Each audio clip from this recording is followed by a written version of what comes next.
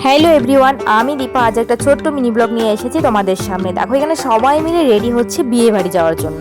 আর প্রচন্ড পরিমাণে গরম, কিন্তু এত গরমে রেডি হয়ে কোথাও ইচ্ছে হয় না যাওয়ার। তবুও দেখো সবাই মিলে রেডি হচ্ছে, আর আমি একদমই সিম্পল একদম রেডি হয়েছি, নো মেকআপ। প্রথমবার কোনো বিয়ে বাড়িতে মেকআপ ছাড়া আমি যাচ্ছি।